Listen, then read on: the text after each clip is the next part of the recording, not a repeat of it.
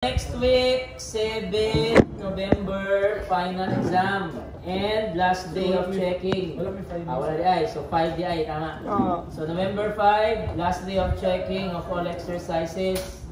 So, 12 to 1, checking of exercises first. And then, 1 to 2. 1 to 2:30. Okay, or 1:30 to 2:30 will be exam. Okay, so your exam coverage will be procedures, cursor, functions, and triggers. So type of question, similar sa quiz 1 last meeting. Yan. So you will be given a code. You just have to solve for the output or the required query. Ayan. So, that will be the question. 5. Yes. So, November 5, next week. Okay. So, ayan. Ayan. Okay, so let's start the lecture. So, in your Diagler course page, I uploaded a trigger example. Okay, this one. This is what I uploaded sa Diagler. Ayan. Okay, this will be your sample code for your trigger topic. Okay, let me zoom in. Yan. So if you look at the code, you will see that we are creating a trigger. So just don't mind the definer, root, localhost. So create trigger. Last time it's called create procedure. And inside the procedure, you have a cursor. Yan, this time, create trigger. So what is the trigger name? It's called orders table after insert. So you can just name this to anything. This can just be ABC, XYZ, it will not matter. You don't even need to remember the name of the trigger. Because triggers are simply like procedures, but the only difference is you're not going to call the trigger. It's not called by the user. It's called by the table. So, table ang nag-call ng trigger.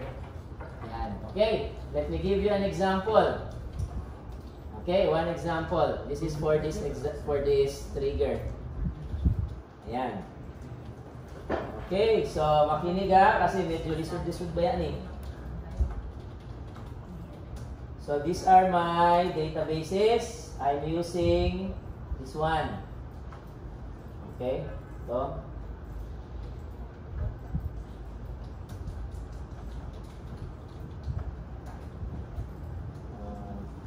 Wala nang table. So,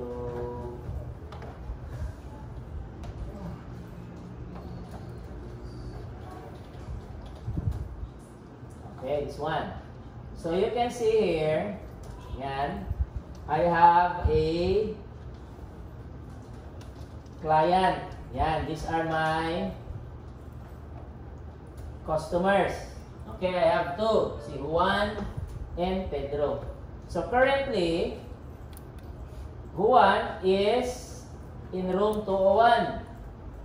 So this is a hotel. Juan has a bill of 54 pesos. Juan has a discount. Probably Juan is a senior or PWD. O sa basa, may discount siya. Another customer, Pedro, his bill is 300, current bill. His room, and he has no discount. Yeah, no. Okay. And then I have products. So these are my products. So meaning, customer can buy these products. Okay, bibili sila niyan.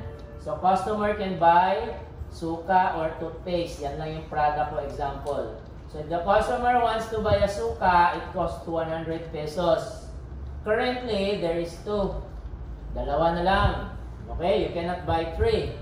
You'll only be given 2. And another one, toothpaste, 50 pesos. 3 remaining in my inventory. Yan, okay. Next is, I will now order.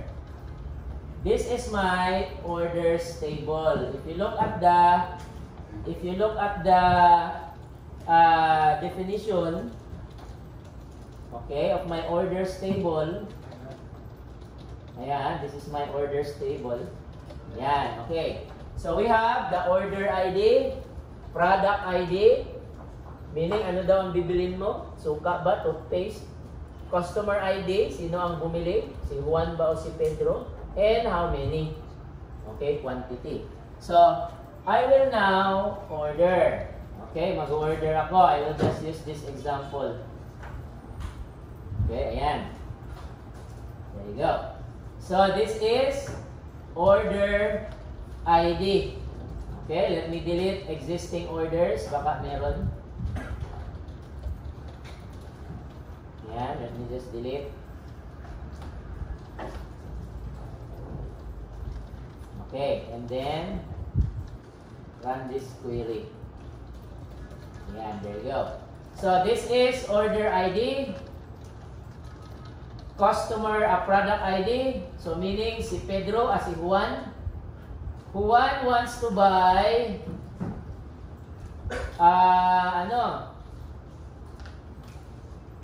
okay, sorry, si Pedro pala. Sorry, si Pedro. So, Pedro, this is customer ID 2, wants to buy suka. Ayan, gusto niya bumili ng suka. Si customer 2, which is Pedro, wants to buy product ID 1, which is suka. Ayan. So, currently, si Juan, meron na siyang bill na 54. Diba? Meron na siyang babayaran na 54. Juan wants to add more. Dagdagan niya yung current bill niya na 54. Ayan. So, ang current bill ni Juan is 54. Mag-buy siya ng suka. Sorry, customer 2 pala. Customer 2 is Pedro. So, current customer is Pedro. 300 ang bill niya. Okay, because the 2 here is Pedro. Pedro wants to buy product 1, which is suka. So, what happens to the bill of Pedro? Mag-add. How much? Kung how much is the cost of the suka? Okay, suka man is 100. How many? What's the quantity? Dalawa. So, si Pedro, customer 2, wants to buy 2 of suka.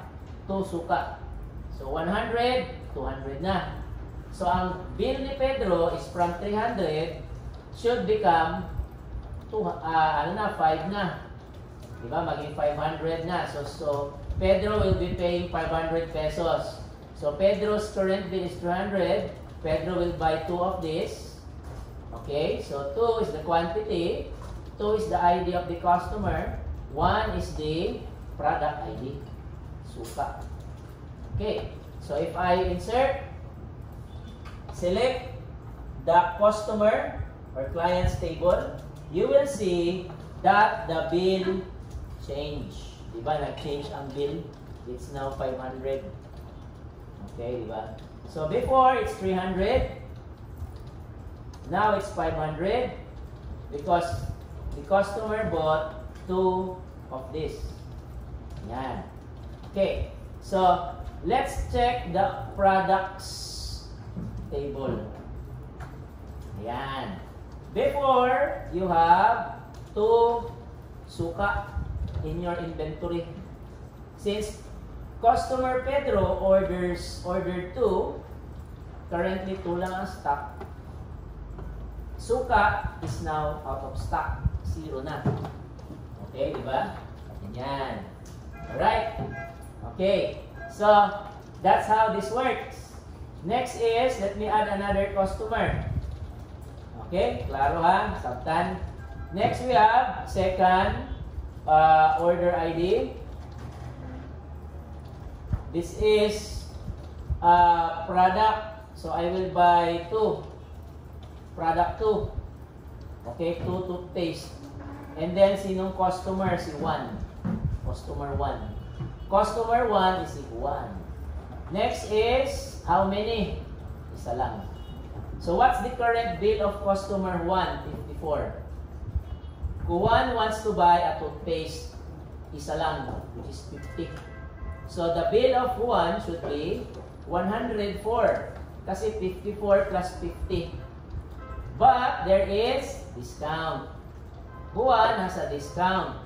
So we will now know what is the bill of Juan. Because Juan wants to buy one toothpaste. Okay? So the result now, products, client, Juan's bill is 98.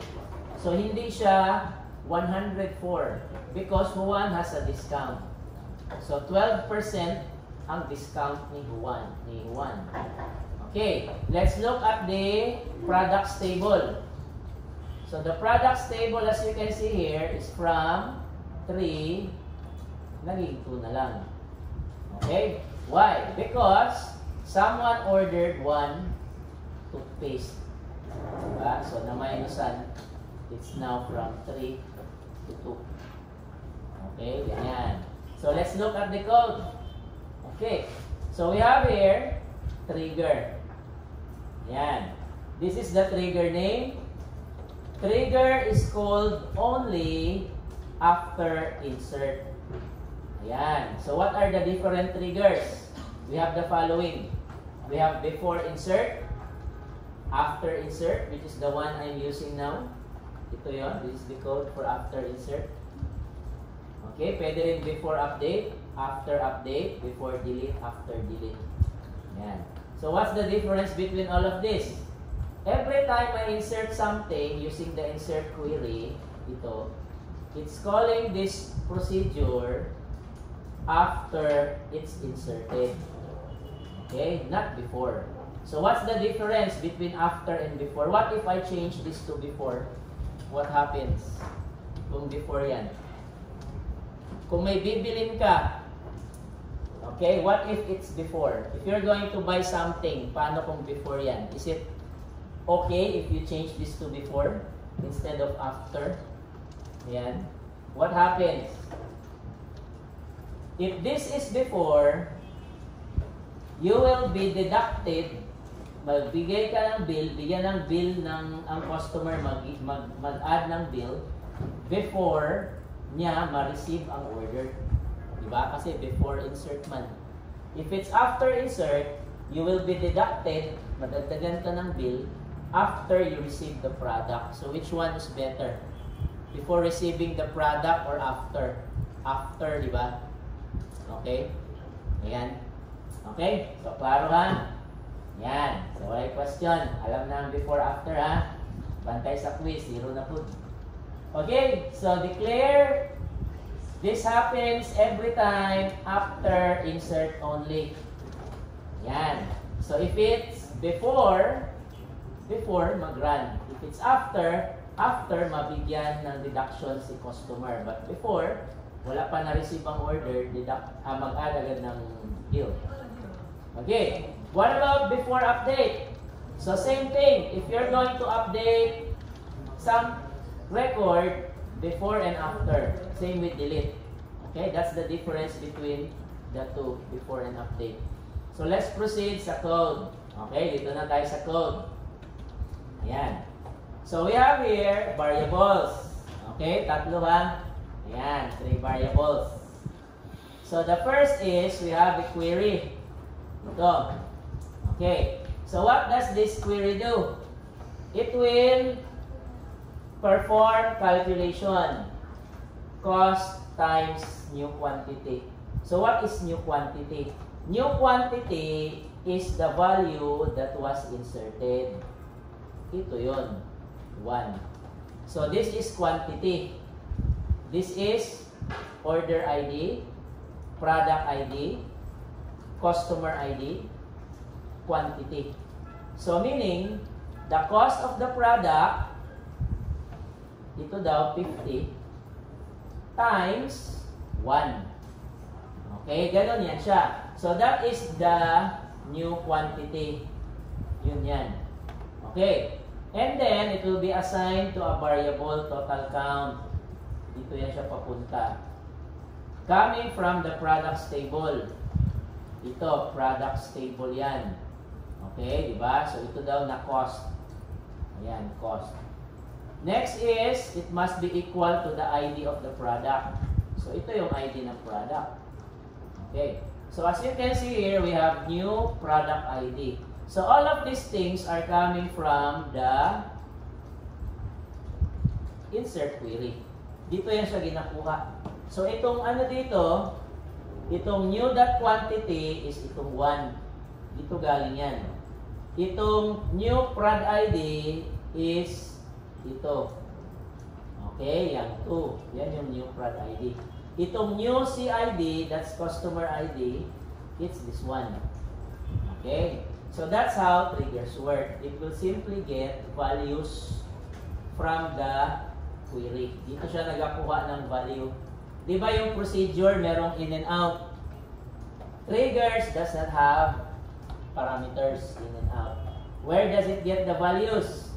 Sa i-input mo sa dito sa query. Diyan siya gakuha ng values. Okay? So this will return what? Let's see. Copy, paste. Yan, paste ko ha. So in this case, copy again. Wala na copy. Copy. And then paste. Yan. Okay. So the ID of the product is, let's see, ilan? 2. Okay, so lagay ko dito is 2. Yan. Next is the quantity. Ilan daw ang binili ni customer? Customer bought 1. Isa lang. So lagay ko dyan 1. So what's the result of this query now? The result of that query is, okay, wait, total count. So you need to change this to us. Because into only works stored programming. There you go. So 50 is cost times 1. This is the result of this. So ang 50 will be stored in this variable and it will be used later along anywhere here sa code. Okay, next query. Yan. Next query is, we're going to get if the customer has a discount or not. Si Juan lang ang merong discount. Si Pedro wala. So how do we know which customer has a discount or not? We're going to run this query. Okay? Oops, hindi mao. So, yan. So where do we get the value? New CID? It is this one. Okay, galing yan siya sa table. So in this case, we have 1. Okay. And then, let's change this to us because into only works as stored programming. So si customer 1 has a discount. Si Juan yan. What about si Pedro? Wala. So if a customer has a discount, we're going to do a calculation. How do we do that? We're going to deduct 12% discount sa total count. Total count is the total bill. Total bill mag-minus ng 12% of the total bill. Okay? So yun lang ang gawin niya. And then we have an update query. So we're going to call the client table and change the value of the bill. So before, ang bill ni Juan is 54. It's changed to 98 because of this query. Okay, yan. So this is the ID of the customer, the ID of the product. Next is this one. We're going to update the products table, the stock. That's why the stock here changes from, what's the current stock? To 0. Okay, di ba? Ayan. So, nag-change ang stock from 3 to 2. Okay? That's the purpose of this statement. Ayan. Okay. Alright. Klaro? Nasabda na ha. So, ready na sa exam sa Friday. So, type of exam, you will be answering same sa quiz ha. Okay? So, pag walay question, meaning nasabtan ha. So, klaro. So, meaning walay question na sabtan. Okay? Yan. Hindi na mo ka-asa exam ha. Kaya pag exam, dito pa mo mag-asa question dili na pwede. Okay, nag-exam naman mo. So, dili na mo kapangutana. Okay, exam time naman. Okay, walay questions, clarifications. Ayan. So, currently, we are using new. Pwede yan siya gawing old. Okay, how do we change this to old? Old only works for update and delete. Why? Because we are changing a value. Pag nag-update ka, you're changing a value from old to new. Pag nag-delete ka, you're deleting a value from old to new. So, old only works sa update, delete. Pag insert, you can only use new. New lang si insert because this is insert. Pag delete yan and update, pwede kang gumamit ng old. Okay. For example, I want to delete a product. How can I use old? Once you delete a product, you can get the old product ID, the one that was deleted. If you want to update a product, palitan mo ng product name. Ang old doon is the old product name. Ang new doon is the new product name. So we can use old or new. Okay? Klaro? Yan. So sa exam niyo, that's how it will work. I will give example for old. I will give examples for new. Okay? Yan. Alright? Okay. So that is how we can make use of new and old. It only works, new and old only works for update and delete. Insert is new only. Okay, yan. Alright. So as you can see here, I have the code. So if you're going to add a trigger, you can use MySQL Workbench. Okay, for example, I want to add another trigger. So you just select one. Where is this coming from? You have a table sa workbench. Right click, edit the table, and then you have trigger.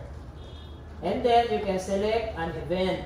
Update ba, delete ba, insert ba, before ba, after ba. And then that's it. After that, you forward engineer. Okay, because you made some changes. So, ganyan. That is what you need to do.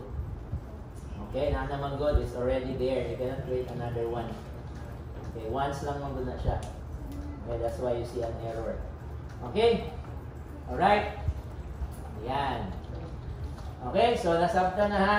So, this statement for each row, meaning yan, every time you insert a row, this will be executing. So, if you're going to insert one row sa orders table, isa lang siya mag-cut, once lang. If you're going to insert multiple rows in the orders table, depende how many rows. If you're going to insert 5 times into mag-run. Okay, that's the use of for each. So, if you're going to delete 5 rows, 5 times into mag-run. If it's delete, insert man yan. Okay, so this is for each row. For every row that you insert, delete or update, it will execute the trigger. That's why you have a for each row there. Yan. Okay? So that's our topic, trigger. So next meeting, Monday, I will discuss functions. Okay? And then next week, Monday. And then Wednesday next week, exam. So coverage for exam, procedures, cursor, triggers, functions. Okay, 4 ha. So you will see that in your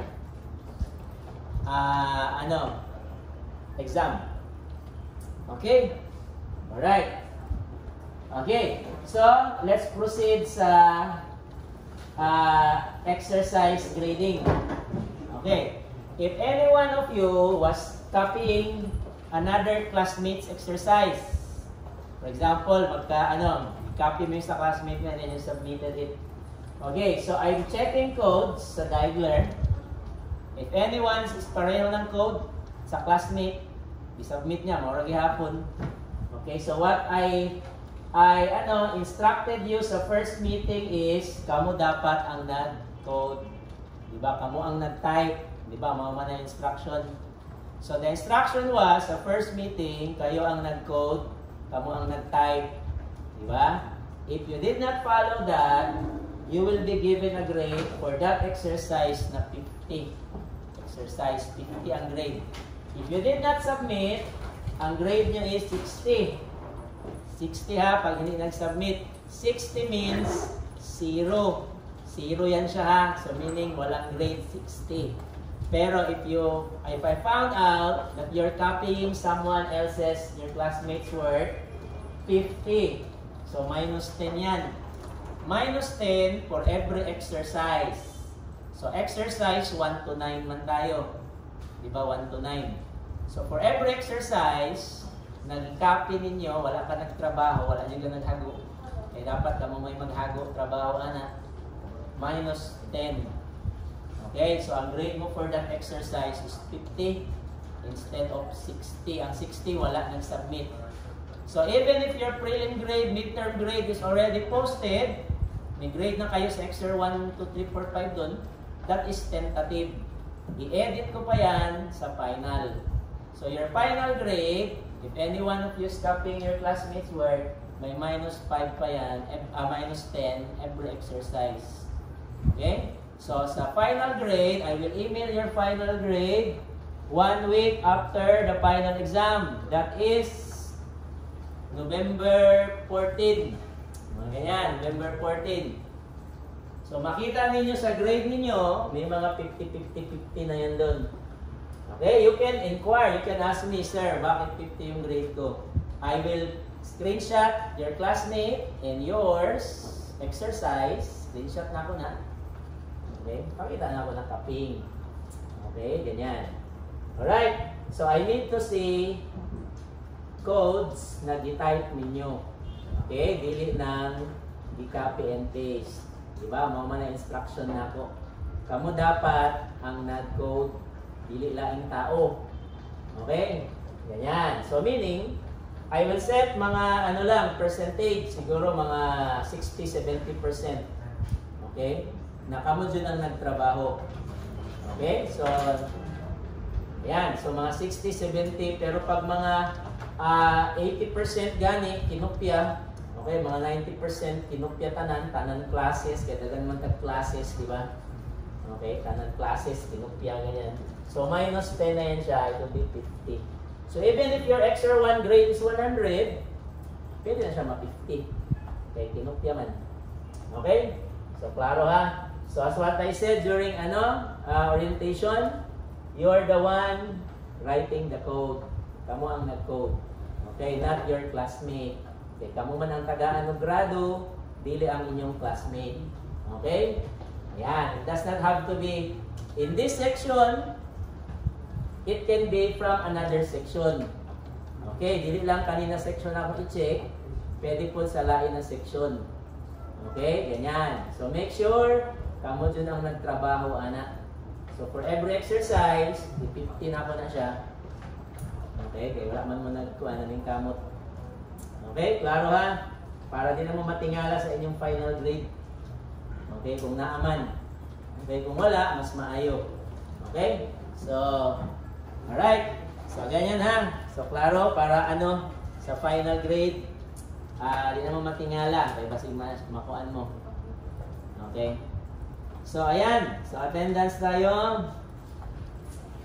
Okay.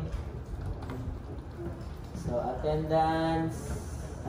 So, kung di mo kabalo, ayaw na lang mag-submit. Okay? Para sure na dili mo ma-minusan.